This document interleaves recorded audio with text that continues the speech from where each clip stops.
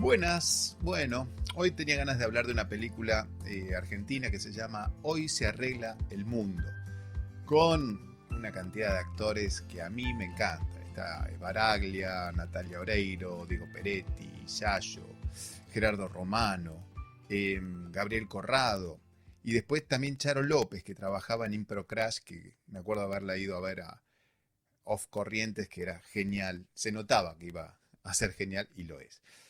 Pero esta película que habla sobre la paternidad, me parece interesante utilizarla para contradecir algo que se dice en la propia película, que uno no elige a su padre. Y acá sí, se elige. El padre elige al hijo y el hijo elige al padre.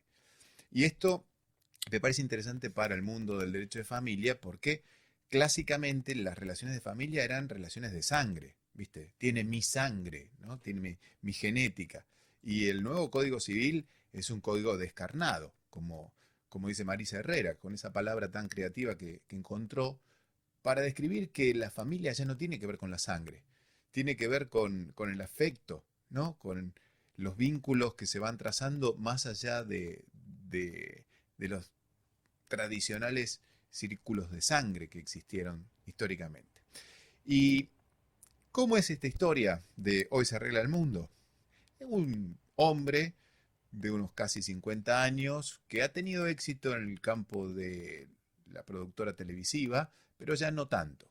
Y se lo ve manejar un BMW de los 80, ¿no? Como una metáfora de un éxito, de algo fuerte, importante, pero que ya pasó.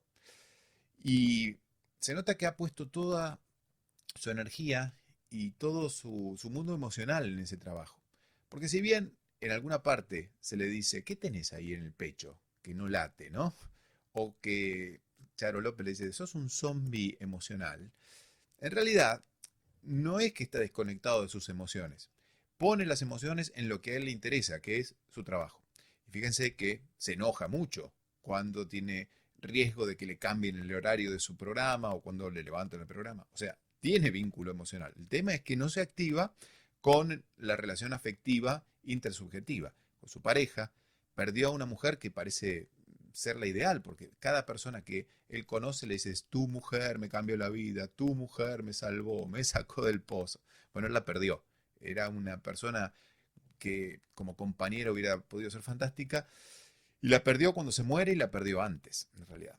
Y también está perdiendo a su hijo, pero que para él no es un problema esa pérdida del hijo, sino que de alguna manera nunca le interesó, es un prototipo del padre abandónico. Recuerden, no sabe ni a qué colegio va, ni cómo le va en el colegio, ni qué le gusta. No lo escucha. El nene le dice, quiero pizza, papá, y vamos a comer sushi. Eh, Se juega con que es comida de canje, pero es una metáfora de que no lo escucha. Y cuando quiere hacer el rol del buen padre, le dice, no, vamos a hablar, porque el nene le pide el celular, Benjamín, dice, vamos a hablar. Se enfrenta con el gran problema de cualquier papá y mamá que hoy en día le dice al adolescente, guarda el celular, vamos a charlar. No sabe de qué charlar. Y a este le pasa peor, porque ni siquiera conoce la vida de su hijo. Entonces va directamente al último capítulo de la charla preguntándole, ¿tenés novia? Eso es una pregunta que se puede hacer después de romper el hielo, crear confianza. Bueno, el padre dice, lo voy a tratar como un par. Y fíjense que tanto lo quiere tratar como un par, como a otro varón, que cuando quiere charlar con él lo lleva a un pool. Lo lleva a un pool, donde aparecen mujeres con poca ropa, cervezas.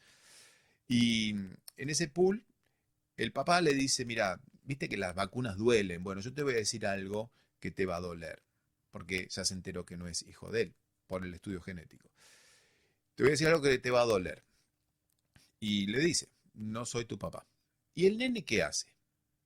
Hace lo mismo que hace él, es Baraglia, cuando Natalia Oreiro le dice, me voy con tu hijo a España. Ni se inmuta. Que en realidad no es que no se inmute. El famoso la procesión va por dentro o tal vez el manejo de las emociones que no quiero expresarlas ni exponerme.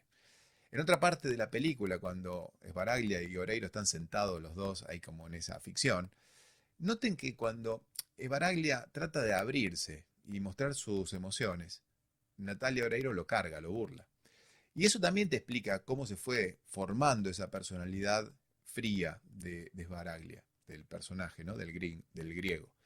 Porque cada vez que abre el corazón, recibe cachetazo, entonces aprendió a cerrarse. Y si bien son ironías lo que les dice su expareja, qué malos libretistas que tenés, bueno, eso también explica por qué las personas se cierran. Lo habitual es que uno esté abierto al entorno, pero cuando el entorno desde chiquitito te viene dañando, te va cerrando. Y Benjamín también. Benjamín está aprendiendo a cerrarse. Y fíjate vos que tiene sus dificultades en el colegio y para no sufrir, cuando el padre le dice, yo no soy tu padre, un cachetazo enorme que ya había eh, ocurrido la muerte de la madre poco tiempo antes. Bueno, esos dos golpes noquearían a cualquier niño. Esta es una película, está jugando con todo esto, no es real, es decir, es una ficción. Cualquier niño que recibe el golpe de la muerte de la madre, después el padre le dice que no es su padre, termina realmente mal. Y Benjamín adopta la postura de comerse el dolor. Y hay una escena donde los ves a los dos que están iguales, ¿no? Con la mano puesta en la mejilla, como pensando. Cositas jurídicas que uno podría encontrar acá es, eh, Oreiro le dice en un momento, ¿y por qué lo reconociste? Reconocimiento de la paternidad, el código te establece que es por reconocimiento, por consentimiento cuando hay técnicas de reproducción humana asistida, o por sentencia cuando hay un juicio de filiación. Un hijo le inicia un juicio a un padre a un hijo. Acá hubo un reconocimiento. Natalia Oreiro le dice en un momento, ¿por qué lo reconociste? Bueno, eso quiere decir que ese personaje, Sbaraglia, reconoció al hijo. En el hospital, en el registro, se puede hacer el reconocimiento en el hospital, en el registro. Cuando la mamá muere, el niño queda al cuidado personal de su padre. La responsabilidad parental está en cabeza del padre. La responsabilidad parental, el código te dice que no la puedes delegar, es tuya, salvo que por razones justificadas pudiera delegarse en un pariente. Y ahí aparece la abuela. La abuela, que no me pregunten por qué tiene un dinosaurio, un cocodrilo, no sé, una iguana dentro del estudio jurídico. Y como en una película nada es al azar, medio que nos están diciendo a nosotros los abogados que somos unos dinosaurios. Bueno, esa abuela también.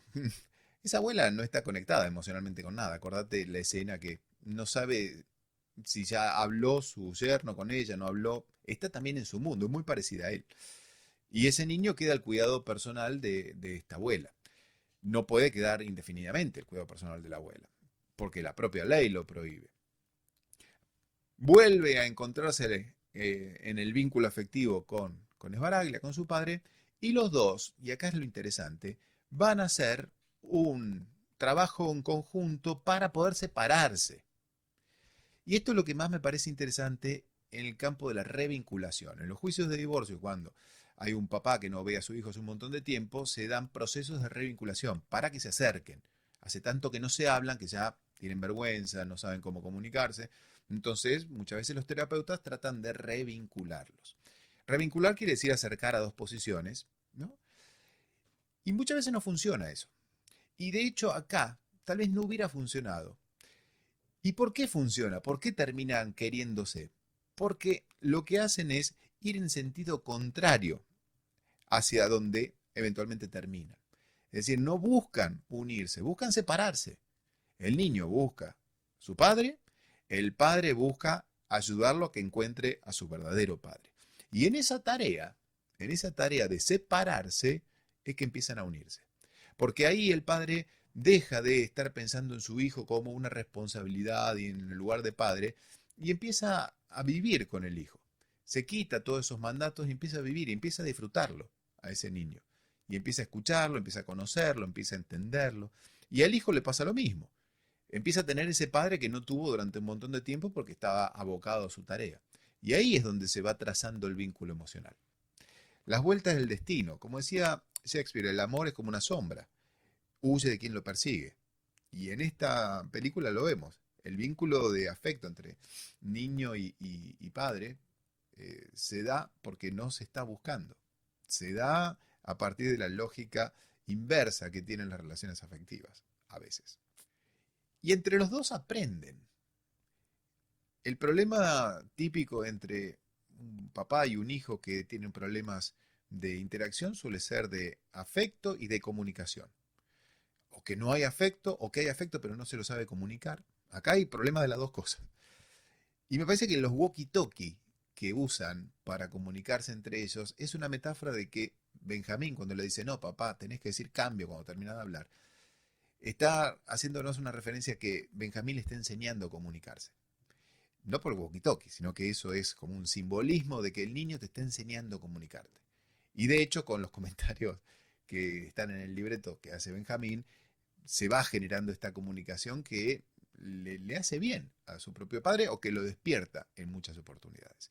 Entonces, ese niño le enseña a ese padre a comunicarse y ese padre de a poco va encontrando en ese niño alguien que no critica sus emociones. Entonces va pudiéndose abrir. Y finalmente, cuando conocen al verdadero padre, a Gabriel Corrado, eh, y Esbaraglia ve que están hablando, detrás de una pecera lo ve, y se va triste porque hizo conexión emocional.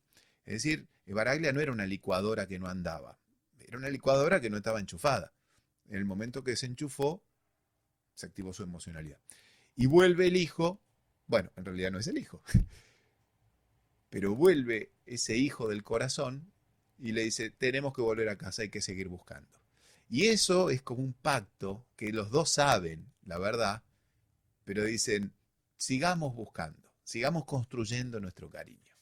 Y termina con ese abrazo final y ese llanto de te quiero, donde no se tiene que decir te quiero. Yo siempre digo que cuando uno tiene que explicar lo que no se puede decir con un abrazo, es como que ya está redundando. Y ese abrazo es perfecto porque no hay palabras, se entiende todo. Pareció muy linda, muy tierna la película. Puede tener muchísimas críticas, sí, ya sé, desde el avión de utilería de la primera escena hasta los lugares comunes, hasta esto que le decía que un niño que sufre estos dos traumas realmente no sé si puede seguir tan contento por la vida. Pero lo último, que me gusta la idea de la pecera que está cuando Esbaraglia ve la escena entre Corrado y Benjamín. ¿Por qué lo de la pecera? Porque esta película, vinculada a la paternidad, se puede asociar con Buscando a Nemo. ¿Se acuerdan?